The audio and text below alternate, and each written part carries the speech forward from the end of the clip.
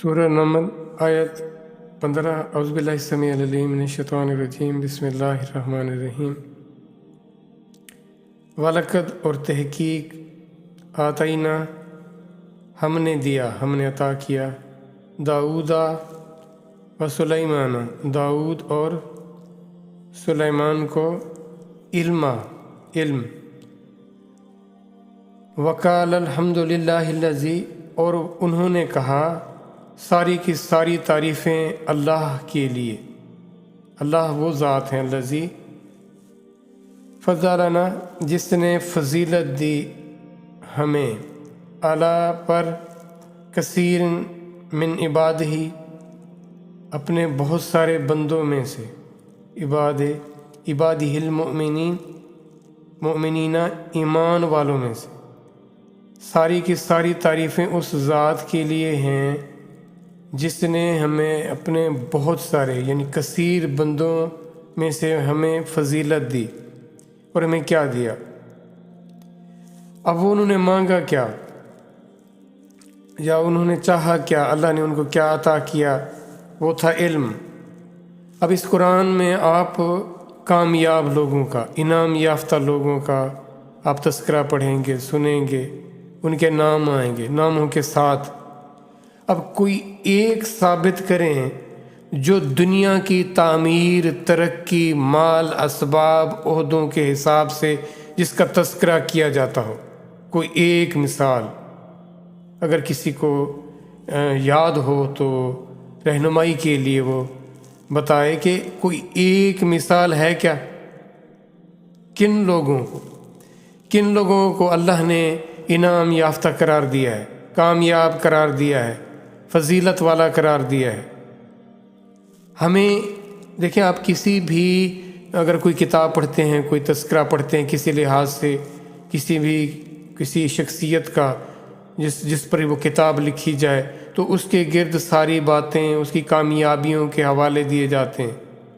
تو یہ ایک انسان کے متعلق کتاب ہے، اور انسان کو کیسے ہونا چاہیے، بہترین درجے پر وہ کیسے پہنچ سکتا ہے، وہ کیسے کامیاب ہو سکتا ہے، اور کامیابی بھی عارضی نہیں، وقتی نہیں، چند دن کی نہیں، ہمیشہ کے لیے۔ اب وہ کامیابی، اس کامیابی کو نہ فوکس کیا گیا، وجہ کیا تھی؟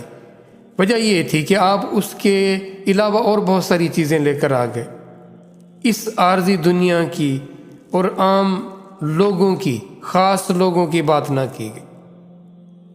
اب جب خاص لوگوں کی بات ہوگی تو آپ کے اندر، میرے اندر وہ خصوصیات، ان کی طرف رغبت ہوگی۔ جب دنیا کے تذکرے ہوں گے، مال، اسباب اور عارضی چیزوں کے تذکرے ہوں گے، تو پھر انہی کے متعلق انسان کا ایک مائنڈ سیٹ ہوگا، وہ انہی کو فوکس کرے گا۔ اور انلکیلی ہمارے ساتھ یہی ہوا۔ اس عارضی دنیا کو ہم نے دیکھا، اس کے حوالے سے جن لوگوں کے پاس مال کی، ان چیزوں کی کثرت تھی، ہم یہ سمجھے کہ وہ بڑے کامیاب لوگ ہیں، وہ بڑے سیکیورڈ لوگ ہیں۔ ایسا ہرگز نہیں ہے، کیونکہ انسان جب اس دنیا میں آیا تو اپنے ساتھ کچھ نہ لے کر آیا، اور جب یہاں سے جاتا ہے تو کچھ بھی نہیں لے کر جاتا، یہ سب کا سب ادھر رہ جاتا ہے۔ پھر آگے کی زندگی پر ہمارا یقین نہیں ہے۔ اگر آگے کی زندگی پر، ان سارے مراحل پر ہمیں یقین ہوتا، یقین کرے ہماری ترجیحات یہ نہ ہوتی جو آج کل ہیں، وہ کچھ اور ہوتی۔ آنے والی زندگی کے متعلق ہماری جو تگ و دو یا کوشش یا جد و جہد ہوتی، وہ اس سے کئی گنا زیادہ ہوتی۔ اب جہاں پہ دیکھیں علم وہ آگہی نہیں ہے، پتہ ہی نہیں ہے، تو پھر کیا ہوگا؟ جہالت میں انسان اپنا خسارہ ہی کرتا ہے، اور غلط ہی سوچتا ہے، اور غلط ہی کرتا ہے۔ تو وہ انہوں نے کیا، اللہ نے ان کو کیا عطا کیا؟ علم عطا کیا، آگہی۔ باخبر، بے خبر بھی کوئی انسان ہوتا ہے جس کو پتہ ہی نہ ہو کہ اس کے سامنے ہونے کیا والا ہے، اس کے آگے کیا ہوگا، اس کی زندگی جو آگے ملے گی اس میں ہونا کیا ہے، اور جو یہ زندگی ہے اس کی حقیقت کیا ہے، اس دنیا کی حقیقت کیا ہے۔ اگر غلط کو درست جان بیٹھا، حرام کو حلال جان بیٹھا، پرائی چیز کو اپنی چیز جان بیٹھا، تو پھر یہ کون سی عقل مندی ہوئی؟ تو وہ علم ہے، آگہی ہے، اور اس علم کا تذکرہ اللہ قرآن میں فرما رہے ہیں